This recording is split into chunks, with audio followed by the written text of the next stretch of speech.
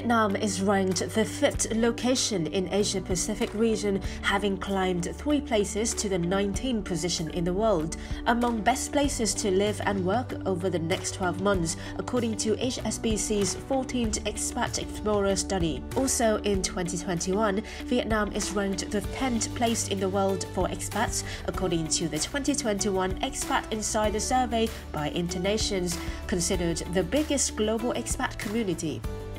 I've been in Vietnam for 2 years now, and one thing that I found incredibly inspiring is the fact that if you give any Vietnamese person a challenge, they will always rise to that occasion. I definitely believe that Vietnam is a place that's well worth visiting. Initially, I was going to stay for a few months. I hadn't really planned on staying for very long, but very quickly I fell in love with the country. I feel very, very fortunate.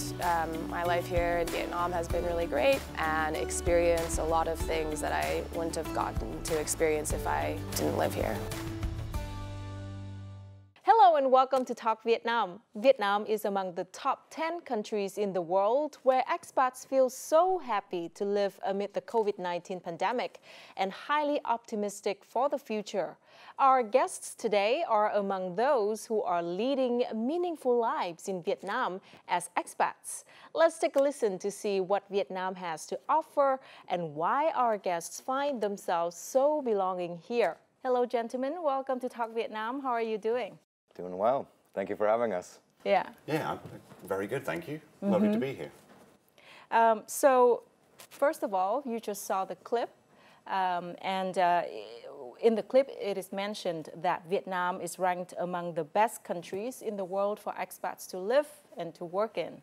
And 86% of the surveyed expats in Vietnam said that they are happy with their job. So, what about you? Yeah, I'm exceptionally happy with my job and my life in Vietnam. So for my part, I work with animals here to try and raise knowledge and expertise regarding the rescue, conservation and release of wild animals. And I suppose a lot of my enjoyment from my work comes from the fact that it is necessary and you're helping people here with the knowledge and expertise, which I'm very lucky to have, owing to English being my first language. So I can bring that to them and meet with their enthusiasm. And then together we can work on solutions together for Vietnam. And it's just a lovely partnership to see people so willing to do good and conserve the environment here in my field. That is work. What about living? Living is, it's a lovely country to live in. I mean, stunning landscapes across the nation, which is one thing. I like to get out on motorbikes and ride around and travel, and there's the freedom here to do that and to go to new places, see new people, and experience a whole other culture that I'd not seen before.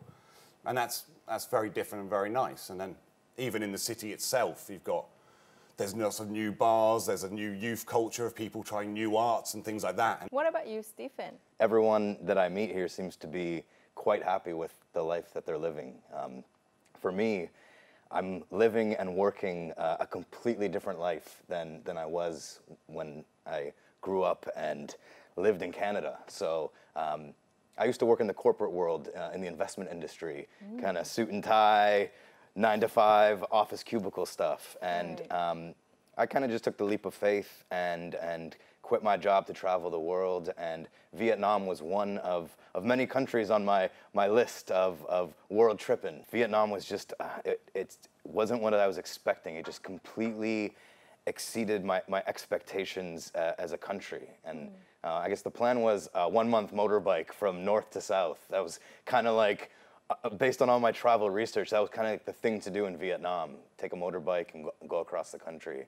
And I did that and just discovered the country and really fell in love with it. And didn't realize there was such a big expat community living and working in Vietnam. I came here with a plan. Again, very different life in Canada. For me, I built an entirely new life in Vietnam, and Vietnam made that possible. And I mean, there's so many things to fall in love with Vietnam, but when you're able to build your dream life on the other side of the world, I think there's something special about that. Right.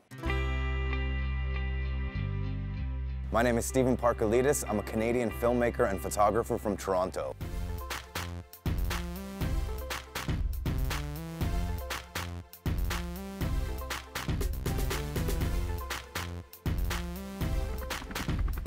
I first started with videography with my YouTube channel in 2018 when I quit my job to travel the world and start a YouTube channel. My relationship with videography evolved over time. As I started making more travel vlogs around Southeast Asia, I quickly realized how much of a passion I had for video editing, filmmaking, and telling stories. So when I came back to Vietnam at the beginning of 2020, I had a plan to build my freelance business as a photographer and a filmmaker. I feel more at home, more at peace. I really fell in love with Vietnam.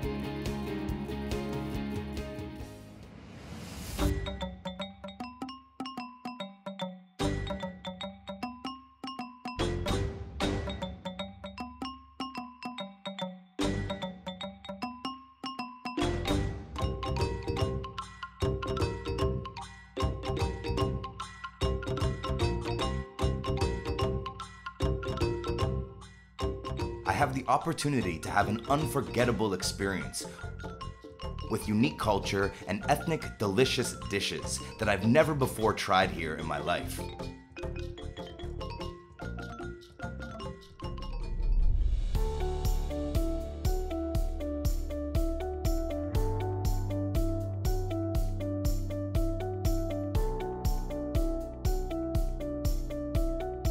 While the COVID-19 pandemic brought most of the world's activities to a halt, Stephen saw this as an opportunity to fully focus on his work.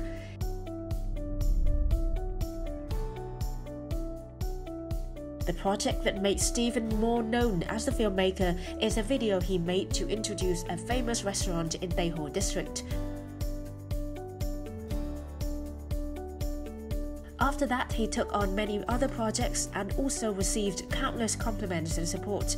Stephen feels that he is on the right track with the passion and creativity he puts into each of his films about Vietnamese food, music, and people.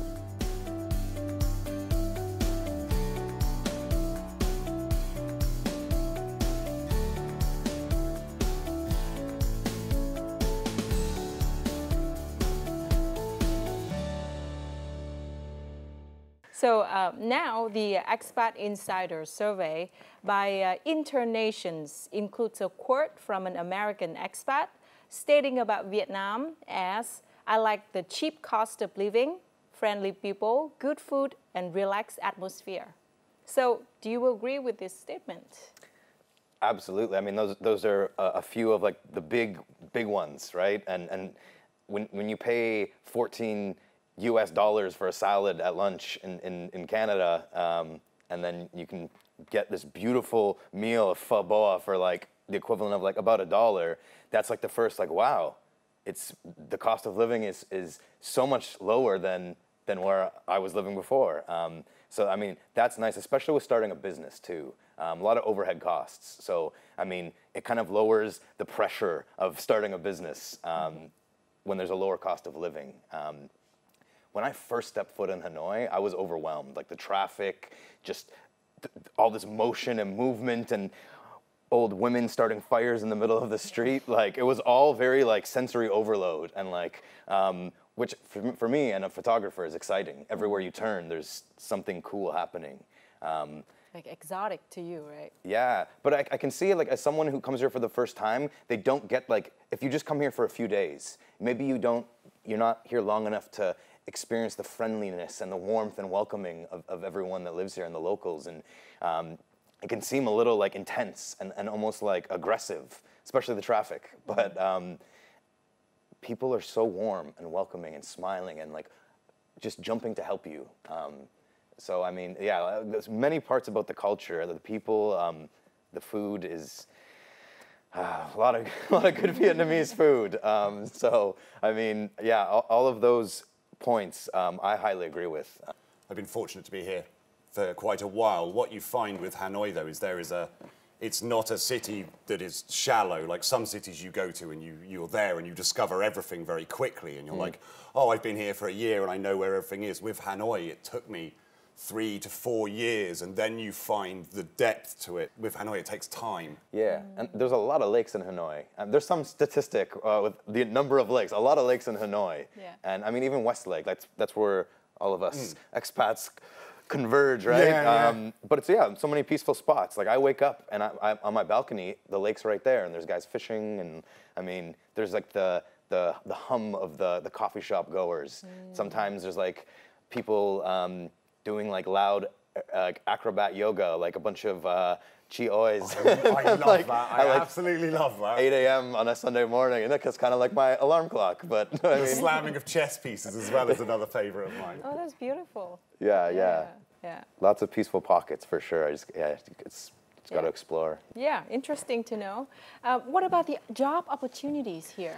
When you become an expert in a field or things like that, then there is a wide range of opportunities. I mean, especially in my field, with the new view of conservation that Vietnam has, you see a lot of conservation jobs coming up to help in Phong Nha Kabang or Cat Tien or these places. So there's a lot of opportunity at that level, but not so much the lower levels of things. Right. I gotta say, you work in an industry or a field that's like very unique, and I've actually never met anyone in real life that works in the field that you work in. So. Oh well, there you are.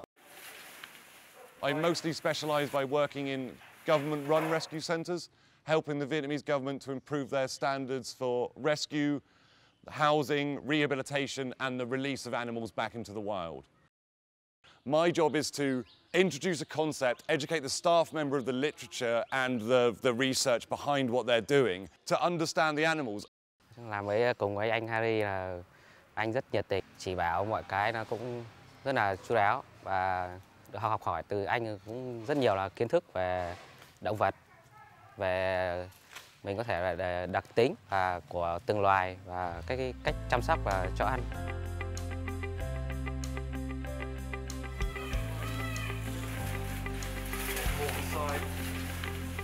These animals have been rescued from the illegal wildlife trade and abuse. Here, they are provided with a better living environment and positive reinforcement training to stimulate their recovery.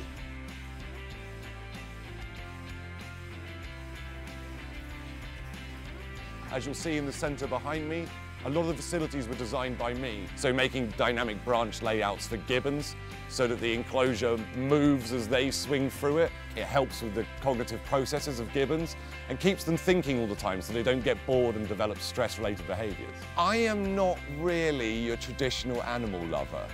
I respect them mutually and in the same way I respect humans. So everything's kind of on the level playing field for me. Everything should be left in its own space. And I think we'd learn a lot and the world would be a much better place if we extended that to the animal world.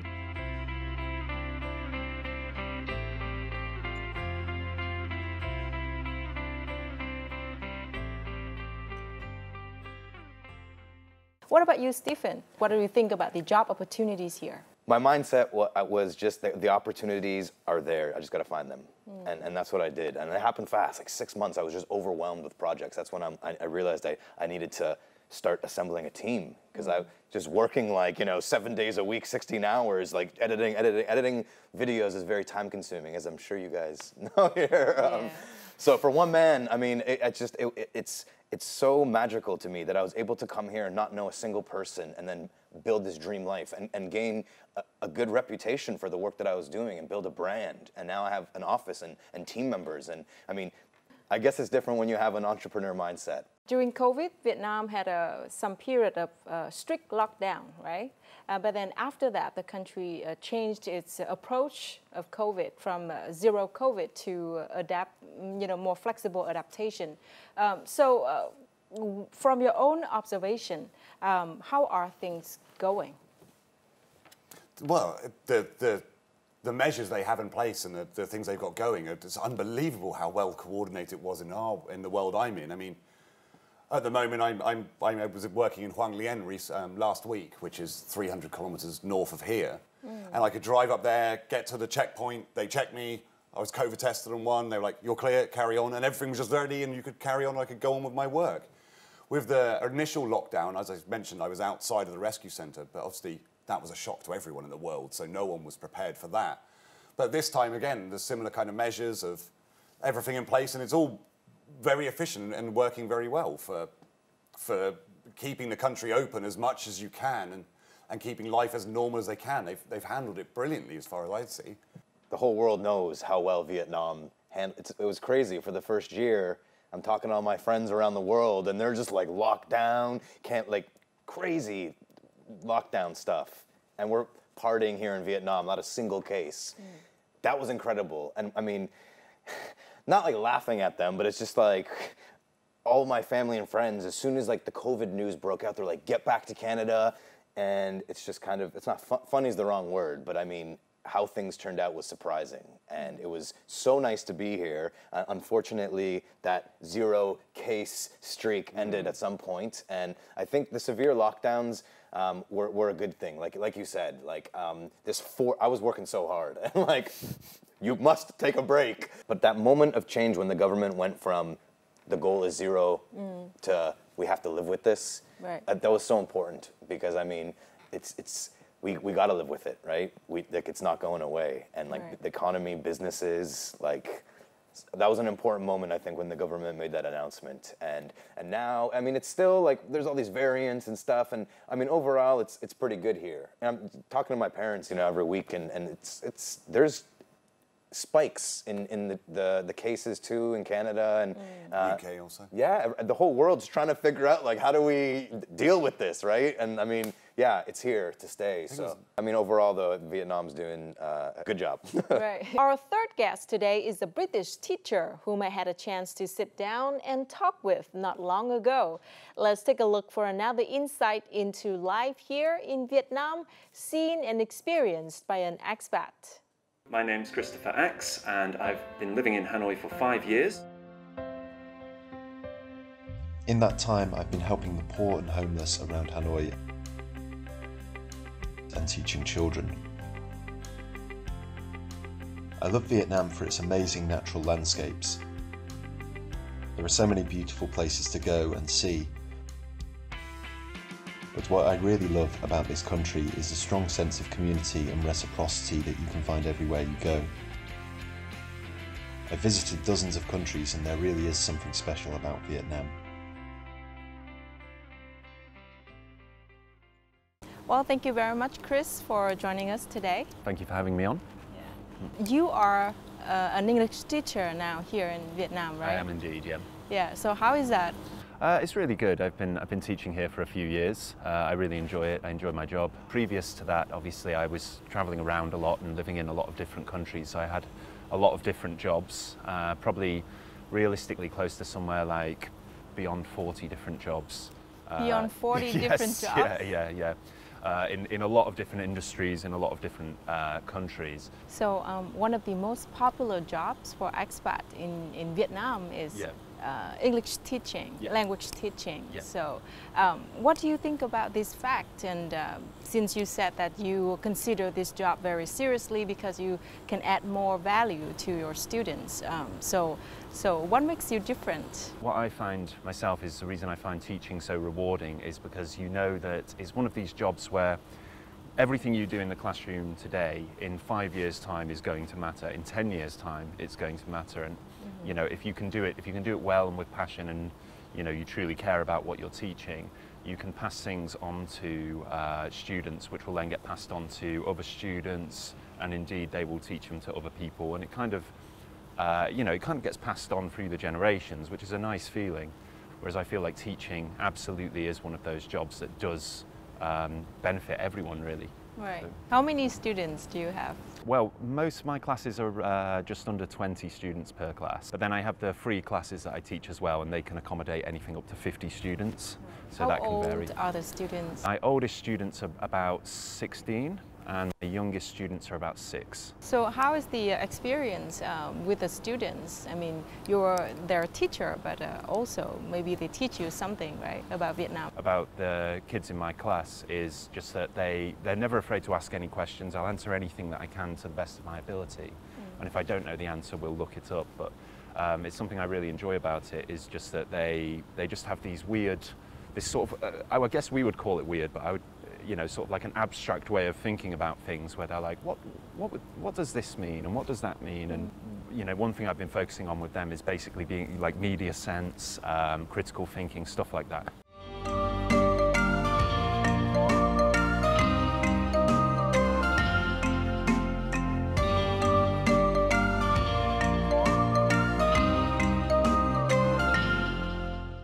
was briefly and intermittently homeless myself about 8 years ago, something like that. That was when I lived in New Zealand. I was actually homeless in Auckland. It was a very difficult life, but aside from all of the physical implications that it has, the psychological aspect of being homeless that I find to be the most damaging. I initially found Help Hanoi's Homeless when I encountered a woman on the street who was sleeping on a stool with a baby in her arms. Obviously it affected me quite deeply, so I went out and started helping her. And then I began sort of building up groups of people who would be interested in sort of providing some aid to the poor and disadvantaged around Hanoi. Something I'm quite proud of is that some people have come along on the homeless runs and then moved to another country. And when they've moved to another country, they've started a campaign of their own, which is why we have a campaign in Australia now. We have a campaign in Adelaide, which is awesome. I like the idea that it's a bit of a ripple effect.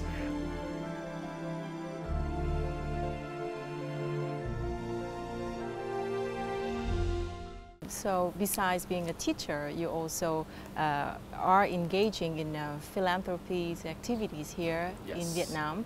So can you brief us your project, Hanoi's Homeless? Can you share with us? I started Help Hanoi's Homeless back in 2017, and it's grown and grown and grown since then. We, at the moment, with the COVID situation as it is, we've kind of scaled back the weekly meetings that we used to do. You know, we'd all meet up, anybody could join, and we'd go out and hand out food and toiletries and so on. So we've been doing it in a more safe way where, you know, if donations come to me, I make sure they're taken out by just one person, whether that's, you know, a Grab delivery or something else, or myself.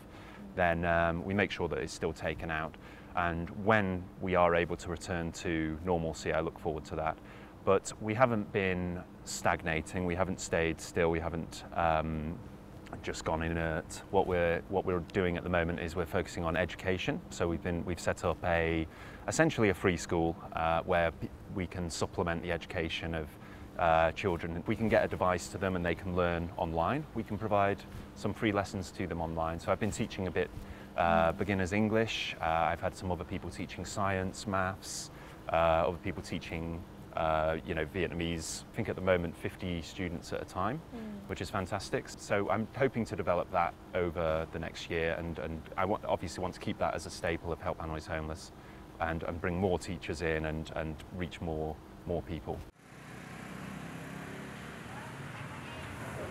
Not only participating in volunteer activities at Help Hanoi's Homeless, Christopher also does many other meaningful acts due to the complicated situation of the COVID-19 pandemic in Hanoi.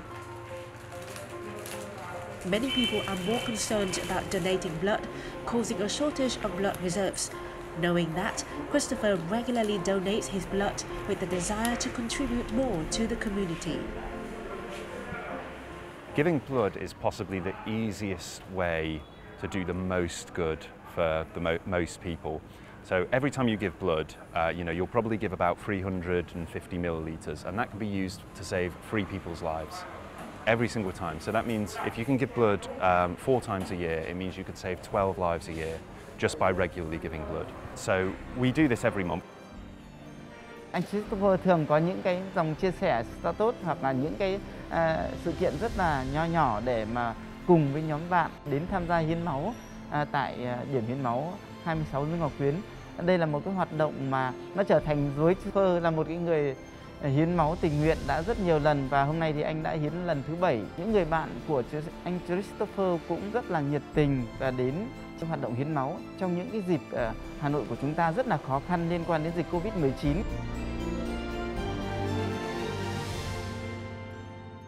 I also know that there's a kidney patient's hamlet in Lê Thanh Nghị Street. That's right, yeah. The alley is 121 Lê Thanh Nghị Street, and there's a group, there's about somewhere around just over 140 people living there.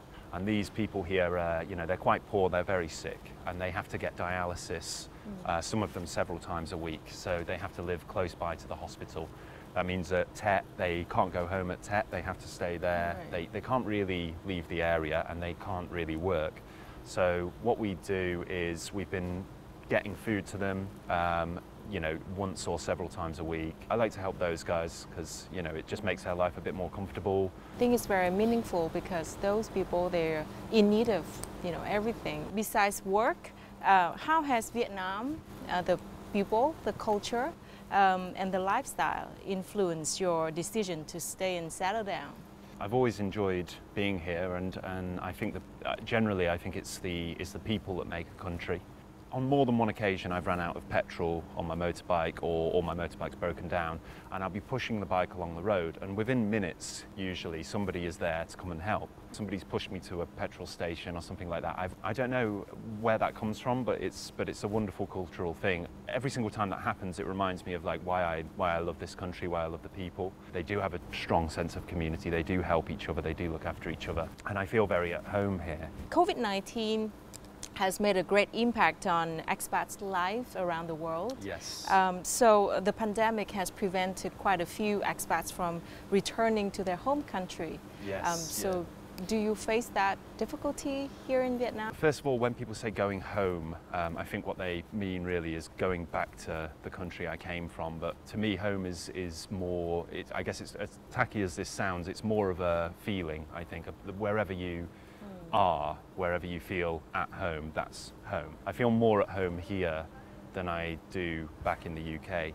Do you know why? You know, I just have a lot more connections to people here. I have a lot more of a network here. If I went back to England, I'd be like a stranger in a strange land, except everybody speaks my language. You know, the Vietnamese government, they changed the strategy to deal with COVID from zero COVID to adapting to it. So is there anything or the results that you witnessed? How effective is that strategy? I think basically provide the framework for businesses and general people to continue earning a living. The government can offer some form of help or some sort of like relief for them, some kind of safety net to make it easier. I think it will be much easier for people to deal with. The major changes for me have been that I've still been able to work the same amount of hours. I've just had to transition to doing it online. So I'm absolutely blessed for that because it hasn't completely upended my life. So what makes you feel the most fulfilled when living and working in Vietnam? There's many things really. I mean, I think I like in an hour I can be out in the mountains, in the hills, the lakes and everything. That I really like. I love that the country's so beautiful. That's a very nice thing. You know, sometimes if life can get overwhelming, if you can take the time to sort of get outside a little bit and enjoy the nature. Yeah, enjoy nature. Yeah. That's really fulfilling. That's a good feeling. Yeah, and as I said earlier, obviously the people, just hanging out with the people and just seeing the sense of community that we have here in Hanoi. Right. That's always very fulfilling. HSBC, they have a ranking for Vietnam, and Vietnam is ranked among the best places to live for expats. So what do you think are the reasons for that result? I think the major things that people are looking for is that they're looking for obviously some sense of security, and conversely a sense of adventure that they enjoy, or many things they can experience. I think, you know, yeah, it's a beautiful country. The cost of living is low. The people are incredibly friendly. There's so much to do. Thank you very much for your love for Vietnam. Home to more than 97 million people, including 83,000 expats, Vietnam is attracting foreigners like never before because it is one of the fastest growing economies worldwide. So let's follow us in our next clip to find out the reason why expats keep coming, staying and thriving in Vietnam. Vietnam has become increasingly popular as an expat destination in recent years, and it is now recognized as a safe place for foreigners to live and work. Some foreigners have chosen Vietnam as a place to develop their careers. Even during the COVID-19 pandemic, they still found attractive investment opportunities and started their business in Vietnam.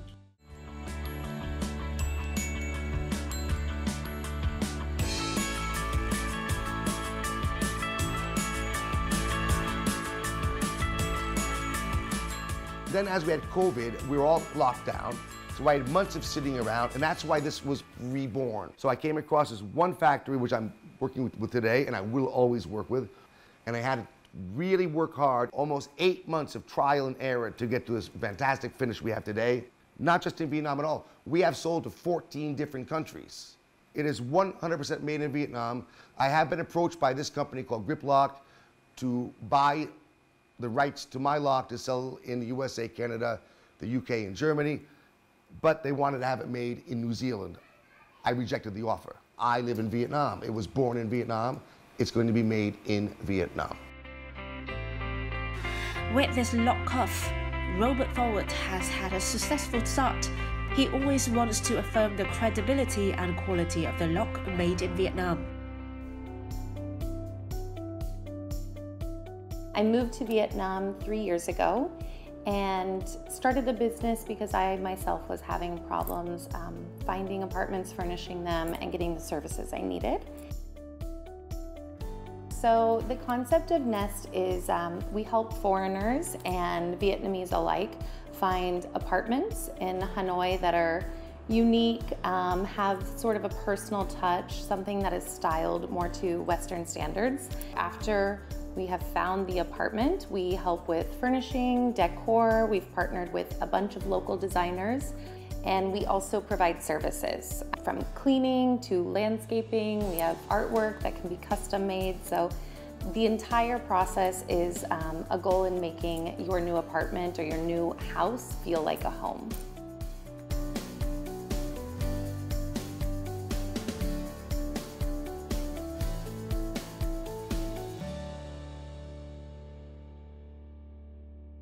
Although the pandemic creates many challenges and difficulties for businesses, the housing market is still quite bustling, especially for expats. Madison and her friends saw this opportunity and founded Nest to develop a rental service in Hanoi. Not only that, foreigners in Vietnam can also look for other opportunities, such as opening an online food store or a restaurant, as well as taking up art jobs. Hi, my name is Jack Clayton. I'm an artist from England. I'm based in Ho Chi Minh City. I have lived in Vietnam for nearly 10 years. I really like this country for the lifestyle, the easygoing attitude of the people, and also the detailed history and culture. I really like to learn about it through my art and share that with a wider audience. And recently, my artwork has been about street culture and life on the streets in Ho Chi Minh City and Hoi An and Da Nang and Hanoi. These career opportunities are one of the main reasons why foreigners want to stay in Vietnam for a long time. What makes you most fulfilled when living in Vietnam? Most fulfilled? For me, I mean, doing the creative work I do, you know, working towards something bigger than myself, and in an environment and a place that's so inspiring, and there's so much vibrant beauty and action everywhere. So yeah, my work's important to me, and I mean I'm building it in Vietnam, so that's super fulfilling. When I complete a project with a new client, and you know they send a voice memo and they're just like, wow, oh my God, this is so nice, what a great video. I'm just like, oh yes, you know, that's fulfilling. And I mean, Pho Boa is very fulfilling too. So. We have an elephant-friendly tourism project in Yok Don, down in Bun Ma Thuột. And in that project, elephants are retired from being working elephants or riding elephants, and they're allowed to go into the national park where they can do whatever they want. They can just be elephants and roam around. And so it's nice to see the elephants like that, but it's also nice when you get the former owners or the stuff like that, who the former owners, who then go and they see the elephant in the forest and they go, wow, the elephant's really happy here. And you're just like, yeah, it is. And you see the same thing in the bear world. When I worked in Four Paws in the bear sanctuary there, you'd have people who have either done bear bile farming or used bear bile previously, kind of seen the error of their ways, and then put the bears into the sanctuary, and you see the faces come there and go, wow, this is amazing. Yeah, seeing a bear just being able to be a bear is wonderful. Yeah. So playing music in Vietnam, how does it help you to understand more about the Vietnamese culture? It's incredible because Vietnam is opening up to new people. There's so much opportunity to play music, because in London, you would have to show that I'm bringing 400 people and I'm signing this and all of that. Whereas here, because people want to see new things, experiment, try new stuff, you get an unbelievable opportunity to be there. And I'm very fortunate to be here at this time to take advantage of that, really, and to have a forum to play. So yeah, it's good, really good fun. So you have been living in Vietnam for at least 2 years. 2 years for you and 5 years for you, right? Oh, 7 years, sorry. No, it's quite a while. I was trying to do outside the thing, right? Okay, so what is the, what can be called the most interesting discovery about Vietnam that you have? I like to play with the language quite a bit. So I'm learning Vietnamese.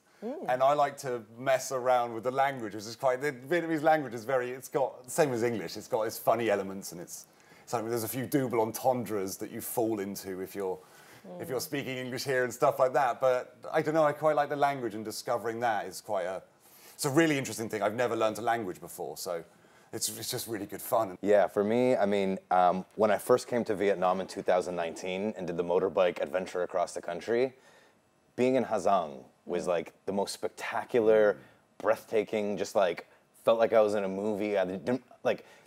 You can't describe with words like the sense of magnificent landscape and surroundings. You just feel like you're in a scene out of Lord of the Rings. I mean, that was like spectacular, like interesting, yes, but I mean, yeah, in some of those northern mountains, that just like, it was one of the most incredible things I'd ever experienced in my life.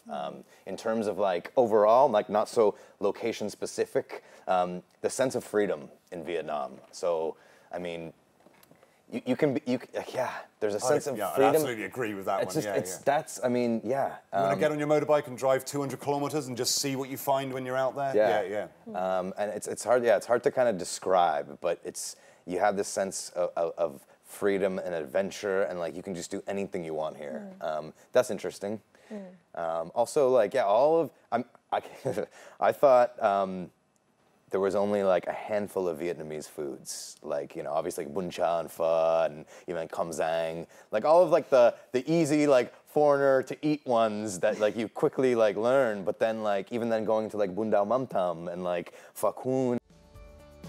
Here in Vietnam, there's always the possibility for the new generation and the old generations to do many great things. All you need to do is put in a little bit of hard work. I came here to grow, and I've seen myself grow more here than anywhere else that I've ever been before. Over the last 4 years for me, I've really made a home out of Vietnam, having a Vietnamese wife, having my first daughter, as well as opening up several businesses here in Hanoi, it feels like home for me. Actually, I first came on a backpack trip 4 years ago to Vietnam, and then I stayed for 3 months and I fell in love with it. But then I decided to live in Europe for 2 years, and then, I don't know, I just had this urge to come back and start everything. I didn't choose Vietnam actually to settle down. I only planned to stay here for 1 or 2 years maximum, but I really like the life and culture here, so I decided to stay for much longer. I didn't choose Vietnam. Vietnam chose me. It's beautiful chaos made of multiple layers of history and people. Like everyone is doing their thing. Every time I go for a walk, I find inspiration.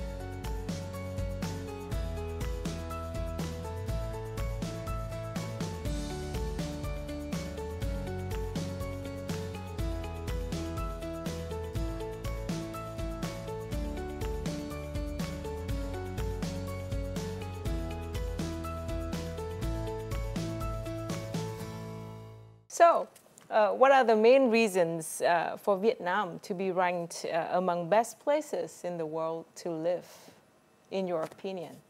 What are the reasons? Well, I think we've had the freedom of it and the sense of adventure and the undiscovered world that you can go into. The other things is the friendliness of the people, the smiles you see. I mean, you drive through England and no one's going to smile at you at random, whereas you drive through a town in Vietnam and normally like 90% of the faces are smiling at you, and everyone seems very happy just to have people coming through. And then you get off your bike and you get a lot of "Tay, Tay," and then occasionally they'll hand you a baby and take a photo of you, and you're like, what is going on here? And it's just Yeah. It's just so amazing. Yeah, that's just so amazing and nice to see. And let's say the happiness of the people, I imagine, is one of them. I suppose what we're going to find is we're both from very different walks of life and doing very different things. Right. But we've both found a home in Vietnam that we love to be in. Yeah, I think like in a sentence, it's like the sense of wonder and magic in the land of Vietnam. That really makes it a desirable place to live. There's just this sense of wonder. Right. And like, when you wake up every day and it's like, I'm in this place that's just like magical and full of wonder and adventure. That's what a feeling, right? So what about 2022? What's your plan? So 2022 for me, we have some exciting things in the animal conservation world, which will hopefully put a bit of spotlight on Vietnam and the excellent work that's been doing here. So there's some very exciting things which I think will help to raise the profile of Vietnam and to show the world how serious Vietnam is taking its conservation work and how much it loves its environment. I also had this this plan to do a documentary film across the country of Vietnam, using food as the focus, because I know there's so many. I didn't finish that point from before, but I've been here for almost 2 years now, and I thought I knew all the Vietnamese foods, but I'm still just discovering. Like a few days ago, I just discovered a new one. I can't even pronounce the name of it, but I'm realizing how many different kinds of cuisines there are, especially when you step out of Hanoi and you go across the whole country. Right. So, I mean, if COVID is interfering, right, with travel, so if it's possible, I would love to go across the country and make a documentary documenting as many foods and cuisines of each of the different areas. And I think that would just be an awesome thing to create and showcase, because like so many people from back home, they have like no idea, right? Yeah. They maybe have heard of bún chả, but it's just like, oh, it's so exotic and so flavorful and so delicious and just cool too, like the processes behind how some of these foods are made. Well, I wish you all the best for your future plan, you too, and thank you for your love and appreciation of Vietnam, and we hope that you would consider Vietnam your second home and would stay here and contribute to the country. Absolutely. First home. First home, First yeah, home, this actually, is home. But yeah, thank you very much. So very lucky Vietnam has us to come here. And so yeah, incredibly lucky. Thanks, and thankful. When you build a life somewhere else, like Vietnam, it feels like home, right? So, first home, yeah. Yeah. But thank you for having us. It's been a pleasure. Toi yêu Vietnam. Well, thank you so much, Harry and Stephen, for your wonderful stories and your love for Vietnam. And we wish you all the best for your future projects here in Vietnam. Thank you. Yeah. Thank you very much. All the best to you. And to our audience, that has wrapped up this edition of Talk Vietnam. Thank you very much for watching, and see you again next time.